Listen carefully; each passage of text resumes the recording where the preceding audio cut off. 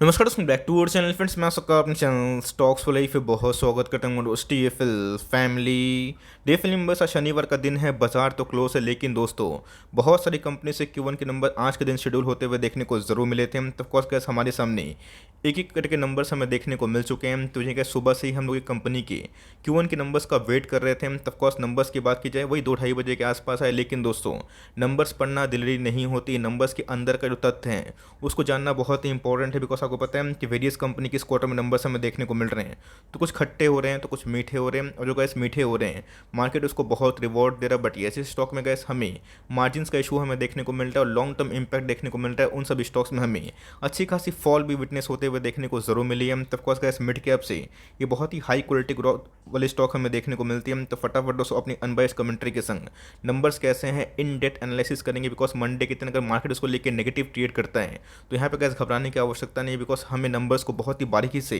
ज़रूर चेक करना है। तो फटाफट डिस्कस करेंगे। चैनल फर्स्ट टाइम होंगे सब्सक्राइब कर सकते हैं इस तरह क्वालिटी कंटेंट को सबसे पहले एक्सेस करने के लिए। Now without dealing any for time let's begin.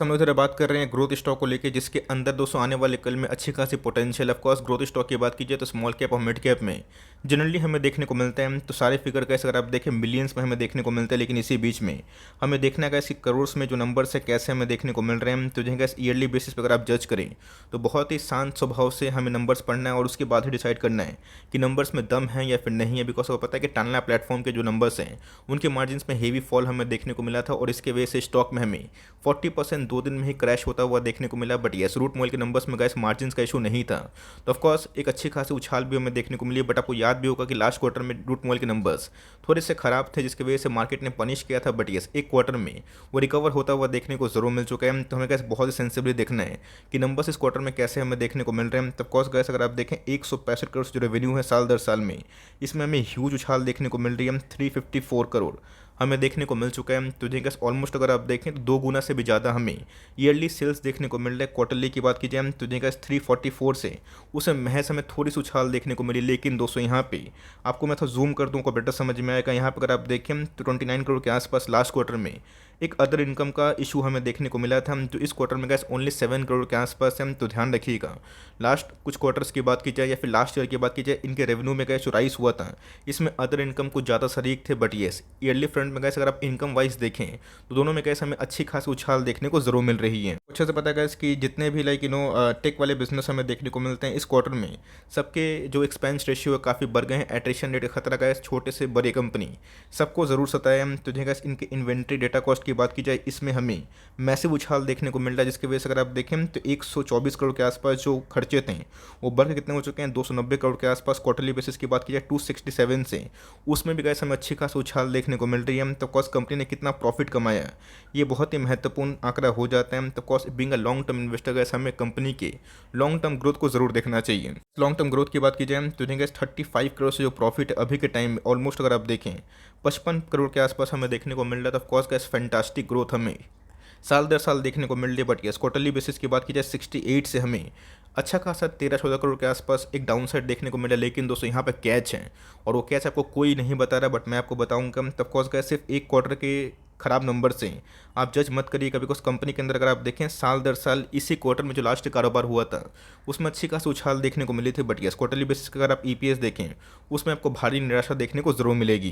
तो बोल सकते हैं कि नंबर फ्लैट ही हमें देखने को मिल रहा है। ईयरली बेसिस पे बहुत ही शानदार है। बट यस क्वार्टरली बेसिस की बात की जाए उसमें हमें रेवेन्यू के फ्रंट में अच्छी खासी उछाल देखने को मिल रही है। बिकॉज वहाँ पे अदर इनकम भी था, आप इसको भी इंक्लूड करें और खर्चे बढ़ने की वजह से मार्जिन हमें डाउन होते हुए देखने को मिले। लेकिन दोस्तों क्वार्टरली बेसिस से मार्जिन बढ़े हैं, मैं आपको ज़रूर दिखाऊंगा। तो जिनका सबको पता है कि जो रूट मोबाइल की बात की जाए एफएल इंडिया की बात की जाए इनके सेल्स तो टॉप लाइन काफ़ी अच्छे से बढ़ रहे हैं। बट मार्जिन का जो कंसर्न है वो पिछले कुछ समय से हमें देखने को मिला था। तो जिनका जैम के क्वेश्चन की बात की जाए बॉबल ए के क्वेश्चन की बात की जाए कंपनी ने साफ साफ बताया है इस क्वार्टर में जो रेवेन्यू है वो पूरे मिला जुला के हमें देखने को मिल रहे हैं, जिसके वजह से गैस आपको समझ में आना चाहिए एप्पल जो ग्लोबल है ये ऐसा कंपनी है जिसमें गैस इनके तो मार्जिन्स हैं लेकिन जो इनकी सब्सिडरी कंपनी है उनके मार्जिन्स थोड़े से ख़राब है। तो आने वाले कल में उनके मार्जिन मार्जिन्स में भी इंप्रूवमेंट हो सकती है, ऐसा मेरा बोलना नहीं है। ऐसा गाइस कंपनी के मैनेजमेंट ने बहुत बार हिंट दिया था, बिकॉज कोई भी कंपनी को एक्वायर करने के लिए ऑफकोर्स पूंजी तो होती है, लेकिन यस उनको खड़ा करने के लिए मार्जिन्स का इशू भी हमें देखने को मिलता है। तो एफएल ग्लोबल के जो मार्जिन्स हैं उसमें बहुत बड़ा चेंजेस हमें देखने को नहीं मिल रहा, बट ये सब्सिडरी कंपनी के मार्जिन्स थोड़े डाउन होने की वजह से हम थोड़ी सी प्रॉफिटेबिलिटी में डाउन देखने को मिल रही। बट दोस्तों आपको अच्छे से पता है कि इनके वेरियस क्लाइंट्स हैं और वेरियस क्लाइंट का जो पैसा आता है डॉलर में ही हमें देखने को मिलता है। आपको पता है कि इसके हाल फिल्म डॉलर का जो इंडेक्स था 80 के आसपास गया था और अभी का इस लकीली 78 के आसपास है, लेकिन उसको कन्वर्शन रेट उनको मिला है मात्र 74 के आसपास मिला है। तो यहाँ पर बिकॉज डिप्रिशिएशन हुआ है जो लॉन्ग टर्म में इतना सस्ता नहीं रहेगा, महंगा भी हो सकता है, डाउन भी हो सकता है, बिकॉज कभी भी डॉलर इंडेक्स हाई जाता है तो ऑफकोर्स इनको आईटी सेक्टर को बहुत ही बेनिफिट मिल सकता है।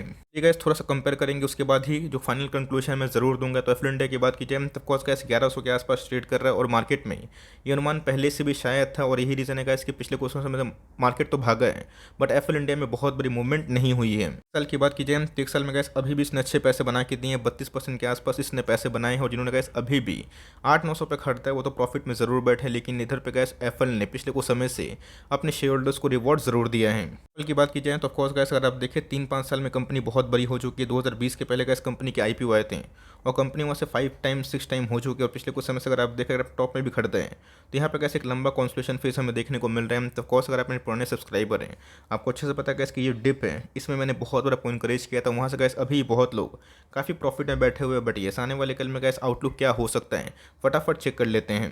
एफएल इंडिया की बात की जाए पहले बता दो छोटी कंपनी है तो रिस्की ज़रूर होगी, लेकिन दोस्तों इस कंपनी में ग्रोथ की संभावना भी होगी, बिकॉज आपको पता है कि आईपीएल था।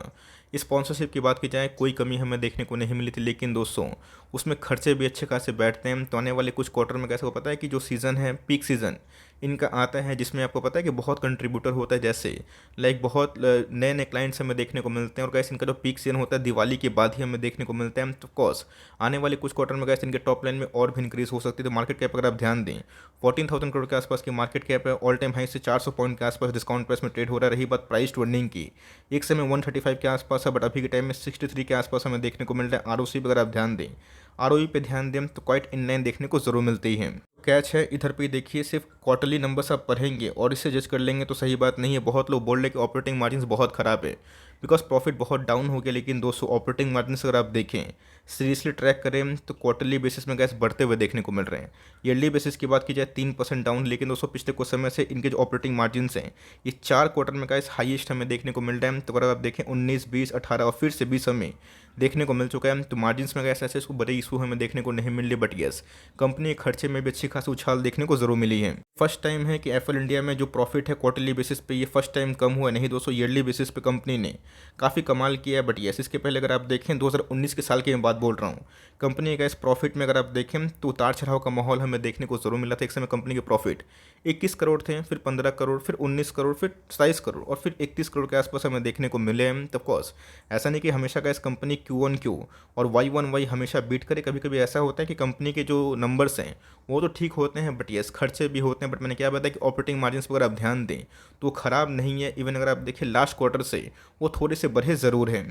अगर आप देखें जून क्वार्टर में गए जो डेटा हमें देखने को मिला, प्रमोटर को अपने बिजनेस में काफ़ी भरोसा है, 60% के आसपास जो स्टेक है वही लिए, बट यस एफआईएस ने अपने स्टेक को थोड़ा कम किया, बट डीआईएस ने समझदारी दिखाते हुए थोड़े से स्टेक को बढ़ाया ज़रूर है। लास्ट क्वार्टर की बात की जाए स्टॉक पिछले कुछ समय से परफॉर्म नहीं कर रहा था, बहुत सारे पब्लिक इधर भाग चुके हैं और उनकी होल्डिंग थोड़ी सी कम होते हुए देखने को जरूर मिली है। चलिए टानला प्लेटफॉर्म से थोड़ा सा कंपेयर कर लेते हैं, जहाँ पे आपको समझ में आए कि इधर पे टानला प्लेटफॉर्म में जो दो दिन में 40% की फॉल हुई थी, जो बहुत लोग काफ़ी कंसर्न करे। ध्यान रखिए दोस्तों टानला प्लेटफॉर्म के जो ईयरली सेल्स थे वो तो बढ़े थे, बट क्वार्टरली सेल्स की बात की जाए उसमें हमें डाउन साइड देखने को मिला था। और रही बात दोस्तों प्रॉफिटेबिलिटी की, तो अगर आप देखें तो 104 से इसमें भी हमें डाउन साइड देखने को मिला था। क्वार्टरली बेसिस पे अगर आप देखें तो उसमें भी डाउन साइड हमें देखने को मिला था। बट लगेली एफएल इंडिया का जो ईयरली प्रॉफिट है वो हमें अच्छे खासे बढ़ते हुए देखने को मिल रहा है, बट क्वार्टरली प्रॉफिट हमें अच्छे खासे थोड़े से कम होते हुए देखने को मिले। बट टानला प्लेटफॉर्म की बात की जाए इनके मार्जिन्स का ईयरली फ्रंट में भी कम हुए थे और क्वार्टरली फ्रंट में भी कम हुए थे, और यही रीज़न है गाइस कि टानला प्लेटफॉर्म में भारी भरकम फॉल देखने को जरूर मिली थी। और रीज़न भी है गाइस बिकॉज टानला प्लेटफॉर्म की बात की जाए आपको अच्छे से पता है कि पिछले कुछ समय से इसने बहुत पैसे बना के दिए थे। अचानक से अगर आप देखें 2020 के बाद ऐसी रिकवरी हमें देखने को मिली थी। एक समय गाइस स्टॉक 50-60 रुपये का था और ये भाग के 2,000-2,500 का भी स्टॉक हुआ था। बट मैंने क्या बताया कि मार्केट सेंटीमेंट ठीक नहीं होगा, जिनने इधर पे निवेश किया है वो तो निकलेंगे बिकॉज वो तो आज ही प्रॉफिट में। तब कोर्स अगर आप टानला प्लेटफॉर्म से कंपेयर करें सही बात नहीं है, उनके गाइस ईपीएस डाउन थे ईयरली और फ्रंट में, और क्वार्टरली फ्रंट में। लेकिन मैंने क्या बताया कि मार्केट अनसर्टेन है और मार्केट में कैसे ऐसा नहीं कि जो मेरा व्यू है ये पूरे लोगों का व्यू हो। ऑफकोर्स हो सकता है कि बहुत लोग मेरे व्यू से सहमत हों